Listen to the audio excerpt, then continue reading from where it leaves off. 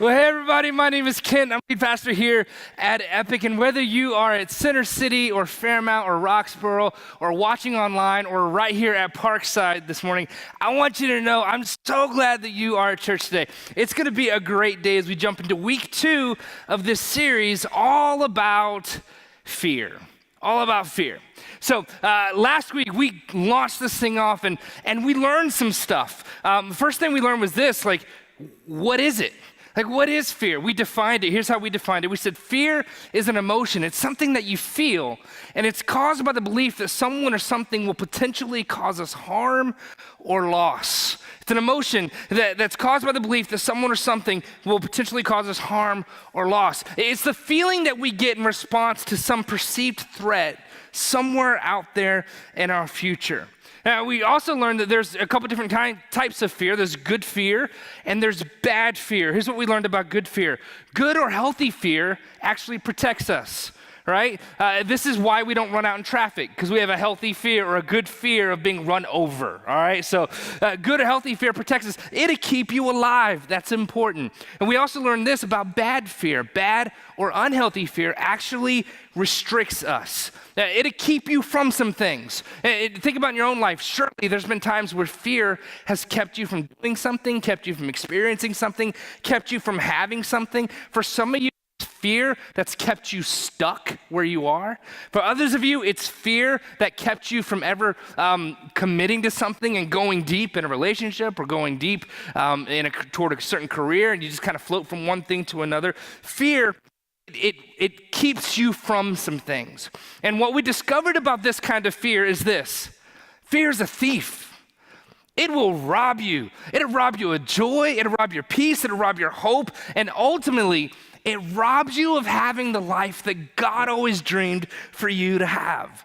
And then we landed last week by doing a deep dive on fear, and we learned that there's 4 basic categories that our fears fall into.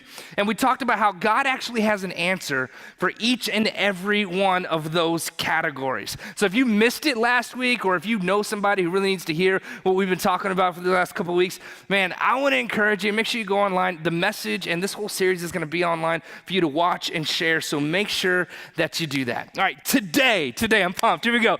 Today, we're going to be talking about fear's cousin. And what we're going to be talking about today is actually what fear shows up as in your life. Anybody know what that is? Anxiety, right? Anxiety. Anxiety is what we feel now when there's some uncertainty about the future. Anxiety is what we feel now when there's some kind of uncertainty about the future. And the more I read about this week, the more I realized how big of an issue this is. This is no small thing. This is not small potatoes. This is a problem. This is a problem that's of epidemic proportions. This is a huge, huge issue for us in our culture, and it's worse. In fact, we as Americans have become increasingly more anxious. A couple stats for you real quick. Here's the first one. One study reports that anxiety in America has increased year over year for the past 80 years. 80 years, that's like the 40s, right? Which kind of makes sense. Couple world wars, Vietnam, there's 9/11, there's a financial collapse in 2008, racial tension, both in civil rights movement and before that, and then even more recently, there's political divides. Boy bands was a thing in the 90s, right? That caused a lot of unrest and uneasiness for many of us, right? So that's a thing. 80 years it's gone up year after year. Here's another. Anxiety disorders affect 1 in 5 Americans. 1 in 5. Just to give you perspective on that, that's 40 million people.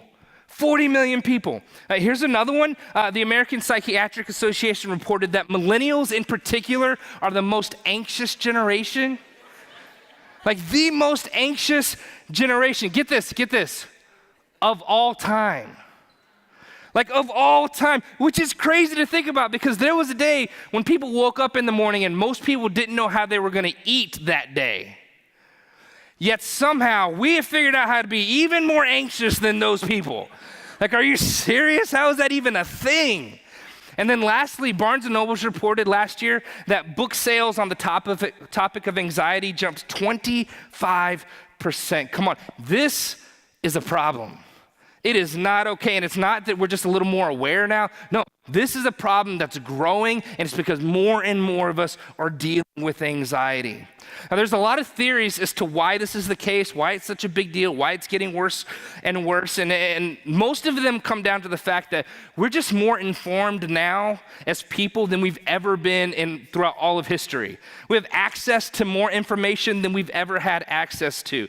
We watch the news, and we have instant access or a front row seat to heartache and pain and suffering from around the world. There's climate change, there's the potential of nuclear war, there's Ebola, there's flesh-eating viruses, there's super viruses that are resilient to medication, there's economic inequality, there's wars, there's injustice, there's sex trafficking, there's natural disasters like hurricanes and earthquakes and volcanoes, like California's on fire, right? The list goes on and on and on. It's crazy. And then you flip the channel, you go to Animal Planet, oh my, there's this show called Monsters Inside Me.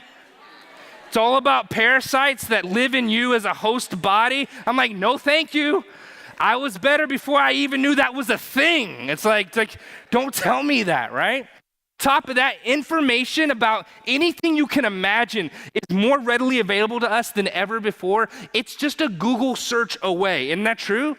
Now, I've had a 30-year plus long love affair with sweet tea. Just love sweet tea. I'm from North Carolina. That's basically our water. So put it in babies' bottles. Anyway, so recently I've decided to make some changes health-wise, and one of those is I don't want to drink a lot of calories. I'm not going to drink my calories, right? So I made a change, like no more, like hardly any sweet tea. But here's what I do. What I do. I drink Crystal Light. 32 ounces of water with Crystal Light in it is 10 calories. Deal. I will take that deal, right? I will do that. That's okay, right? It's tolerable. I'll do that. I can handle that, right? Now, for some reason this past week, and I'm not exactly sure why it happened, but it just crossed my mind, I wonder if Crystal Light's good for you. And we live in an age where ignorance is not an option. You just Google that junk, right? Figure it out. So I Googled it, and I discovered, turns out, Crystal Light is also trying to kill me. You know what I'm saying? So it hardly has any calories, right? Like 10 calories for 32 ounces of liquid, but apparently it's made straight from cancer, just straight from it.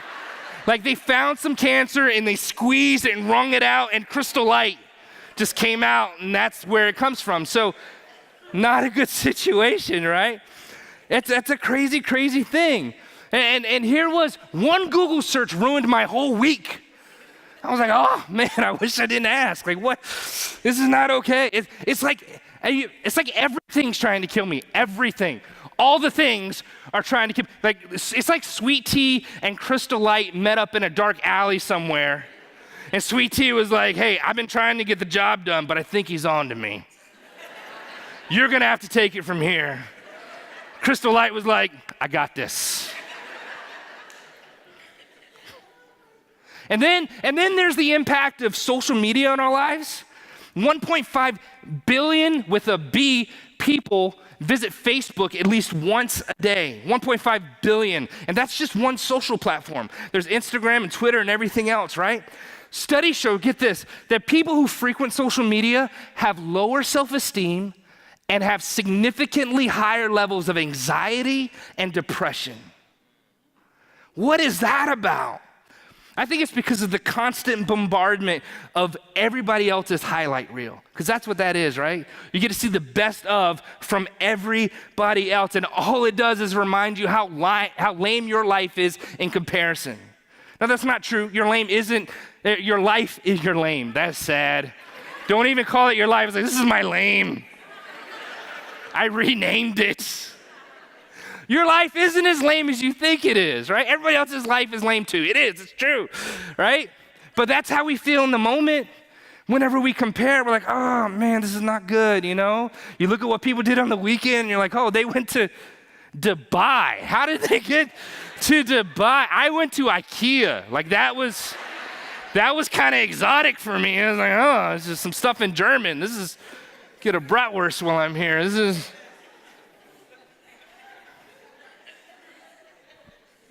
And if it's not that, then it's all the images that we're constantly bombarded by, right? Like all these images of beautiful, beautiful people. And I'm sure that those people are naturally beautiful, but I think there's some enhancements. I think there's some digital enhancements. I think there's some Photoshop going on. And all that does is it reminds us that we are not Photoshopped.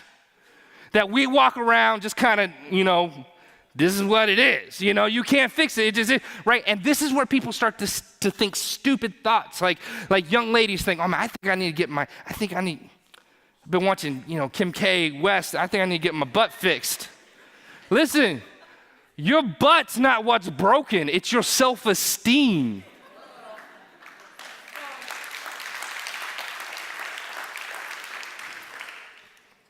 Some of you got broken butts, though. I mean, come on, let's be honest. Let's be honest, right? That's broke. That is just, sorry. But this constant comparison to everyone and everything else, it just leaves us, you know what it does? It leaves us wanting. It leaves us disappointed. It leaves us dissatisfied with the things that we do have. And it's not okay. It's like there's these unrealistic expectations out there that we'll just never, ever, ever meet, right? Many of us grew up being told that if we just work hard enough, we could achieve anything. Remember that? Right? And so you did. You worked really hard. And then you discovered that there's only one president of the United States, only one of those, and it's not you. And it's like, what? That was my dream. Like, what happened, right? You worked really hard, and then you discovered that, you also need some amount of like genetic and natural ability in order to be the greatest basketball player of all time. Like that doesn't just come to someone who just works hard, right? There's more to it than that, and the greatest basketball player of all time. There's only one of those, right? It's either LeBron or it's Jordan, and I'll let you decide that amongst yourselves. So this is true, right? This is true. And so we constantly live in this state of disappointment, and we constantly live in this state of I'll never measure up to what I hoped or dreamed or wanted or desired or, the expectations I had for myself or the expectations that other people had for me. I mean, truth is that every single one of us have looked ourselves in the mirror and been overcome with disappointment because we're just not as far along as we hoped we'd be by now. Culturally, our definition of success has shifted so much. It has so much more to do now with money and stuff and status than it does with things like family and community and finding a purpose for your life. That alone could be a recipe for anxiety. It leaves you looking at this chasm that you just can't get across. It leaves you with this gap between your expectations or your hopes and dreams and what reality is. And it leaves you this gap that you can't seem to be able to get over. It's all these unrealistic expectations. No wonder so many of us are overwhelmed and anxious about everything. And then here's another one. On top of all that, there's geography that has a play into it. Right? So many more people live further away from home and further away from family than ever before.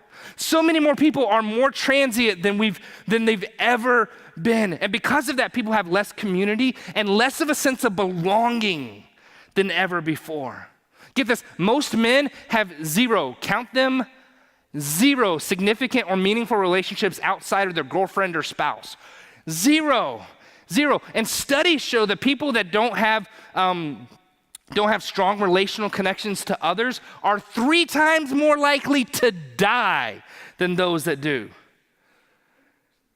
To die. This is why I believe that it's healthier to eat ice cream with friends than it is to eat broccoli alone.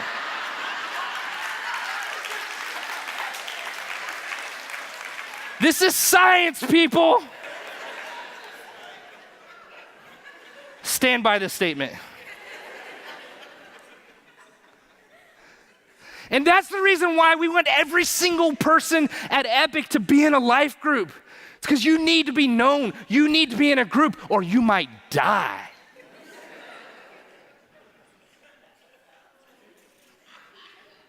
So there's all kinds of reasons why we're more anxious than ever before.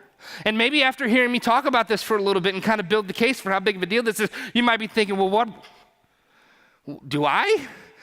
Am I suffering from anxiety? Do I deal with anxiety? Is that an issue for me? Well, here's how you might know, okay? If you have headaches, muscle pain or tension, sleep disturbances, tightness felt throughout the body, especially in the head, neck, jaw, or face, chest pain, ringing or pulsing in your ears, excessive sweating, shaking, trembling, cold chills or hot flashes, accelerated heart rate, numbness or tingling, depersonalization or derealization, upset stomach or nausea, shortness of breath, feeling like you're going insane, dizziness and or feeling faint. Anybody? Right? Yeah, all of us. All of us have those. Some of you are like, that just sounds like my Monday. That's my Monday. Like, what? How did you know? Truth is that all of us deal with or struggle or wrestle with anxiety. I'm honestly not much of an anxious kind of person, but I did have an episode recently I wanted to share with you. I don't know, have you ever forgotten that you had something to be worried about, and then somebody else reminded you? That's the worst. That is the worst. So about a couple weeks ago, I had a particularly busy week ahead of me. And on top of that, it was a short week, right? Not only was it busy, but it was also short. We lost Monday. So I was like, oh my gosh, I got all this stuff going on. But I was fine. I was doing okay because over the years, I've mastered the art of just not thinking about it. Anybody else like develop that skill over time? It's like, I can just not think about it and I'm good, I'll be all right, So I'm doing my thing. I'm just not thinking about it. And then my mom walks in the room and wants to have a conversation. And so here's what my mom says. She goes, man, you got quite the week ahead. I was like, oh, yeah, I do. And she's like, man, don't you have, like, you've got a busy week, it's a short week, and don't you have that work thing to do this week? And I was like, yeah. She's like, don't you have that thing with the kids that you got to do later with them too? And I was, yeah. And she was like, and on top of all that, don't you also have to preach this weekend? And I was like, stop it. Like, I can't, what? Well, you are not helping. And she was like, I'm just trying to be empathetic. And I was like, you're not, I can't breathe right now. I was fine. Now I can't breathe. Don't care about you being empathetic. Anybody else ever been there? Not a good moment. Not a good moment. We all deal with anxiety. And here's the thing about it. It's sneaky. It's so sneaky. Anxiety just kind of runs in the background of your life like some kind of computer virus that you didn't know you had. And all of a sudden, everything starts slowing down. Your battery starts draining faster. You don't load things quite as quickly. And slowly but surely, it robs you of your ability to run at full strength.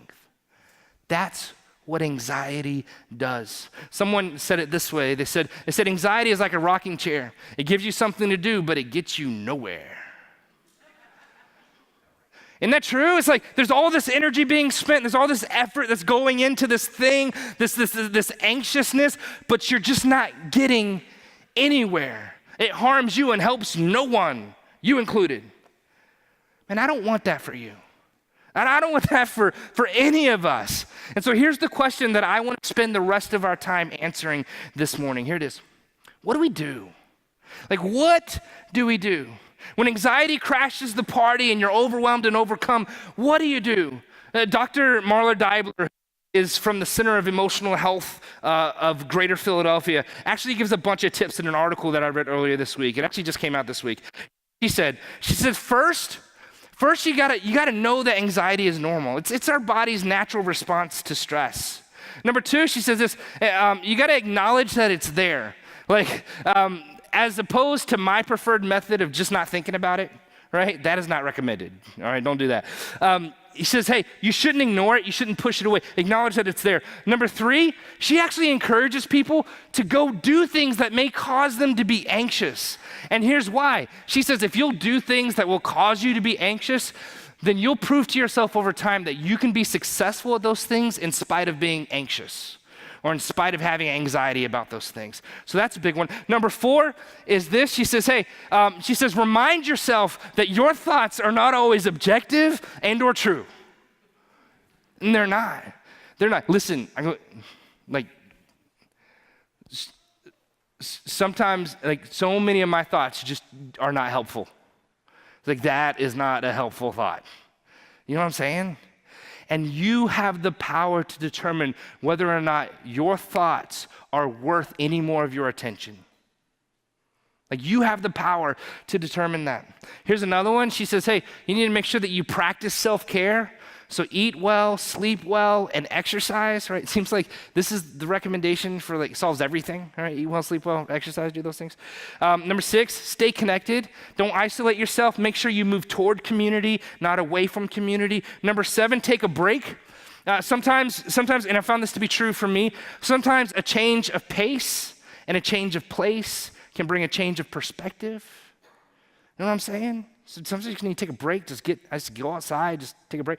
Sometimes, she wraps it up with this, number 8, she says, you just need to relax. Like, do some breathing exercises, get a massage, like, do whatever you gotta do well, not whatever you gotta do. Some of you are like, ooh, anything?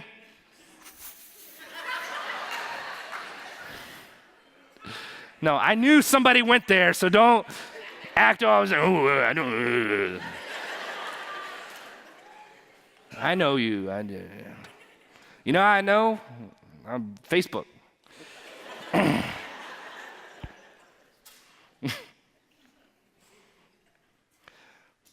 don't know how to recover from that. Okay, so in the same article, she goes on to say that, hey, if at some point you realize that your anxiety gets so bad that it begins to impact your ability to function, that's when you know you need to seek the help of a medical professional. That's when. What's sad about that is that 75% of people who need help don't get help. It's because they're embarrassed that they have an issue. They're embarrassed that of what other people might think, you know? Or they're afraid that they're going to be judged or criticized by their friends or family. And so people don't reach out and get help. But I'm telling you, listen, none of that is a good reason for you not to get the help that you need. So if that's you, if you're not able to function, you need to go get professional medical help, okay? Those are all good things. All 8 of those things, they're good things. You should do those things. But I want to show you something from Scripture that I think will be a game changer when it comes to how we deal with anxiety in our lives. See, I don't just believe that all we can do is learn some tips and tricks about how to manage our anxiety a little better. See, I believe that with God's help, we can actually have a shift in our perspective that will actually help us overcome anxiety. So here we go, 1 Peter chapter 5, starting in verse number 5. Peter is talking about how to overcome anxiety in our life, and he starts off in a really interesting place with some interesting advice. Here's what he says. He says, all of you, clothe yourselves with humility toward one another. He's like, hey, you wanna know how to overcome anxiety in your life? Here's where you need to start. Put on humility. Literally, it's like he's saying, hey, put it on like a coat. And then he goes on to tell us why. He says this, he says, because God opposes the proud, but he shows favor to the humble. Peter says, hey, this is really important for you to know. Like, all of you are gonna be given the opportunity to live your life from a place of pride or humility. And it's completely your choice which one of those you live from. But you should know that God actually has a preference. And he feels so strongly about this that he said this, that he will oppose the proud, or he'll set himself up against people who choose to live from a place of pride. Or he'll show favor to, or get behind and support the person who chooses to live from humility. Peter says, hey, you just need to know that. And if you're like me, you're wondering, what does this have to do with overcoming anxiety? I was like, what is that? How does that even connect? Think about this. What's the difference between living your life from a place of pride and living your life from a place of humility? Here it is. Pride says, I got this. Pride says, I don't need anybody else's help or anyone else's advice.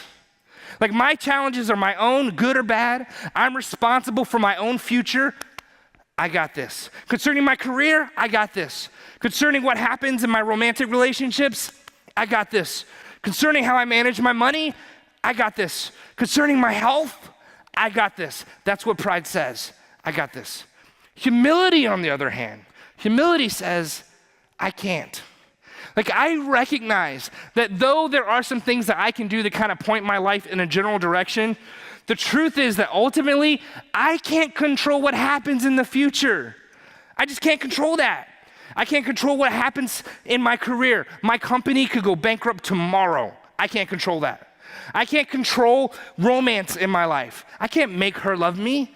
I can't make him love me. I can't control whether or not they leave or walk out on me. I can't control whether or not they cheat on me. My money. Like, I can't control the economy. Like, I can't control it. It's too big of a thing. It's outside of my control, right? I can't control whether or not nations will choose to go to war and how that might affect things. My health, I can't control if or when I get some crazy disease. I can't control that. That's outside of my control. Humility says, God, I recognize that ultimately there's just so much about this life that I can't control. Pride says, I got this. But humility says, I can't.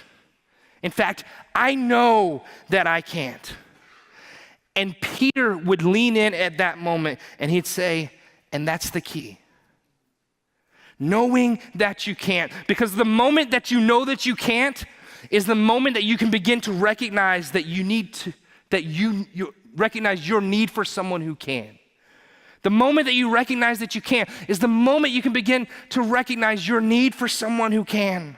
Look what Peter says in verse 6. Look how he says it. He says this. He says, humble yourselves therefore under God's mighty hand. And I love that he says it that way because it's like he's saying, hey, I know you can't. You know you can't. God knows that you can. But his hand is mighty. And he's the one who can. He's the one who can.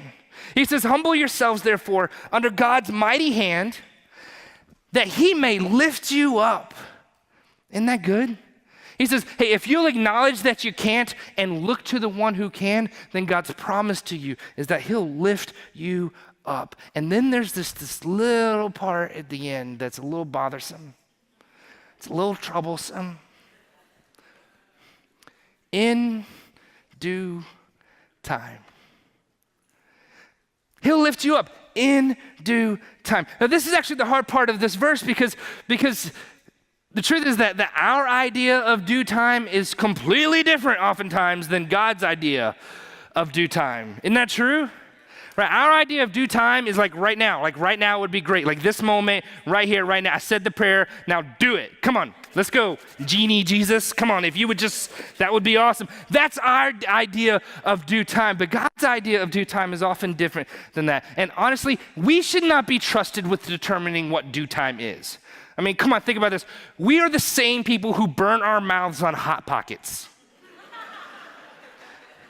You know what I'm saying? Like the whole idea of a Hot Pocket is to have the closest thing to like an instant meal. All you have to do is wait a few seconds for it to cool off, and we can't even wait that long. And so it's no wonder that we say things like, well, I prayed, but God never did anything. He never did anything since yesterday? Like he never did anything since last week or last month, like never did, not just one, he's just no. You know? Listen, God's idea of due time, it may not be right after church or right after you said the prayer.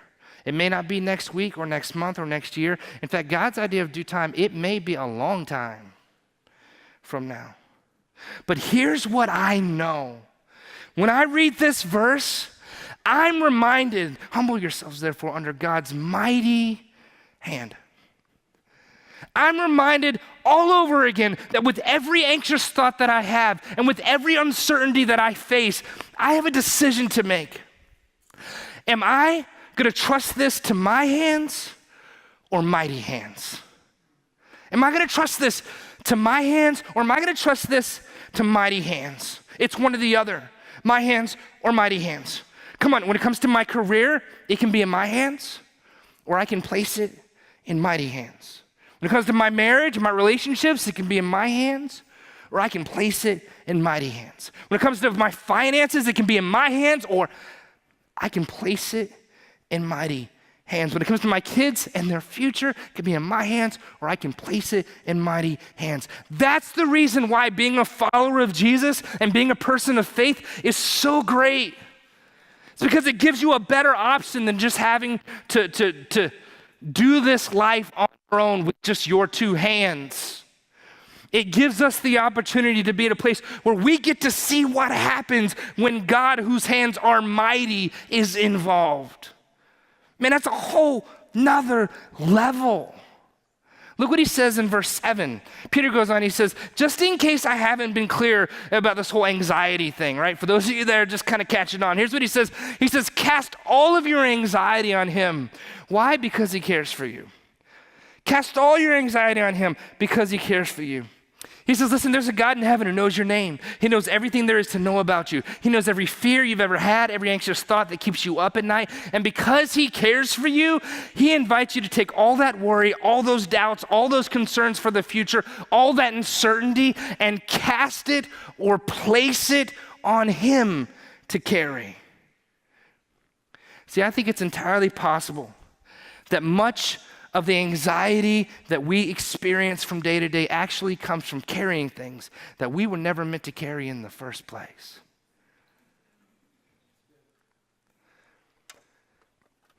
We spend so much time and energy and effort worrying and thinking about problems that aren't our problems to solve. They're God's problems because we've trusted them to him. And he will deal with those things in due time. And man, I just wanted you to know that there's just so much freedom in knowing that. There's so much freedom in living that way. There's so much freedom in learning to trust God in that kind of a way. One of my favorite quotes ever is this: God takes full responsibility for a life that's wholly or completely devoted to him. God takes full responsibility for the life that's wholly devoted to him. If you've devoted your life to Jesus and devoted yourself to following him, he takes full responsibility for the outcome of your life. Did you know that? If you, for example, if you've trusted him with your relational life and you said, God, I'm gonna do relationships your way, then God takes full responsibility for the outcomes of those relationships. Full responsibility. God takes full responsibility of a life that's wholly devoted to him. And I'm telling you, it's just a better way to live. You see, if things that I'm anxious about are left in my hands, then the very best, all I'll ever be able to do is manage them a little better than I have in the past. But if I can learn to trust his mighty hands, everything changes. So what do we do? What do we do? Peter would say this. He would say, know that you can't, and then trust the one who can. Know that you can't, and then trust the one who can. He'd say, get it out of your hands. Put it in mighty hands. And I know some of you struggle with that because you might be thinking, okay, well, the reason why I hold so tightly onto this thing, the reason why I'm so worried about it is because it matters to me. It's really important to me. And so how do I know that God cares enough about me that I can trust him with this? Like, how do I know? And it's almost as if you're waiting for God to prove to you that he cares for you before you're willing to trust him. But he proved that to you a long time ago. How? Here's how. Here's how. Right? Here's how. See, why can we believe that God really cares about us?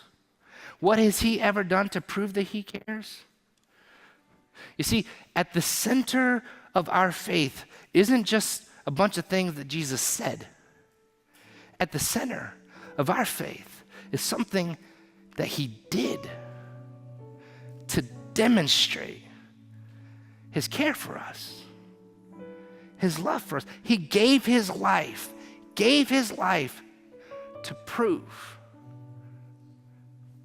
that he's loving. And then he came back from the dead to prove that he's powerful. And so you better believe that you can trust him. Some of you are like, all right. Like, I'm not going to push back on that since you played the Jesus died on the cross card. Okay. How do I do it? Like, how do I trust God really? Like, what do I do with my anxiety? Like, how do I do that? It's nice, it's kind of flowery, that whole thing Peter just said. All right, cast your cares. Cast your cares. But how do I do that really? Well, if you don't like Peter, you might like Paul, okay? Because Paul was way more pragmatic than Peter was. And so for those of you that are like, okay, would you just tell me what to do? Like what specifically should I do? Here's a tip from Paul. And listen, this right here, what I'm about to tell you, worth coming to church today. This one thing. All right, here we go. Philippians 4, verse 6. He says, do not be anxious about anything, but in every situation, or in other words, in every anxious situation that you find yourself in every situation, by prayer and petition and thanksgiving, present your requests to God. Paul says, here's what you should do. In every anxious moment, turn that moment into a moment of prayer. Like with every anxious moment, turn that moment to a moment of prayer. See, you cast your anxiety onto him. You place your anxiousness in mighty hands by turning moments of anxiety into moments of prayer. And some of you are like, well, I've been praying. Okay, well, maybe you need to pray again and trust that God is at work and that in due time, he will lift you up. And then he says, turn every anxious moment into a moment of prayer. But then he says, turn every anxious moment into a moment of thanksgiving. He says, gratitude has a part to play in this too. And so with every anxious moment, I want you to take a moment to think about all the things you have to be thankful for. And start to even say those things out loud if you have to, because there's just something about doing that can bring you a whole new perspective. You see, rehearsing all you have to be thankful for, it takes your focus off of what may or may not happen in the future, and it snaps you back to this moment right here and right now. And when you think about right here and right now and what's led to right here and right now, and as you rehearse the things you have to be thankful for, and you rehearse God's past faithfulness that's brought you to the place that you are, you'll be encouraged that God can in fact be trusted with this thing too. And then verse 7, here's the promise. Paul says, and the peace of God, which transcends all understanding, will guard your hearts and your minds in Christ Jesus. He says, and then if you'll do that, that anxious moment will be overshadowed by peace. And it's not just any old peace, but it's peace that transcends understanding. He says, people won't even be able to understand it. People will look at your situation and go, you should be worried. But you're not, and you won't be. And it's because this kind of peace will guard your heart and guard your mind. That changes everything. I'm not saying that after that moment of prayer and gratitude, all your circumstances are going to be changed, but I am saying that after that moment of prayer and gratitude, somehow, some way, you leave a little changed with a different perspective because you've placed it in mighty hands. So what do? Ask yourself, am I going to keep this in my hands or put it in my mighty hands? Listen, you can cast your anxiety or you can carry your anxiety. Peter says cast it. And then turn every anxious moment into a moment of prayer and a moment of gratitude.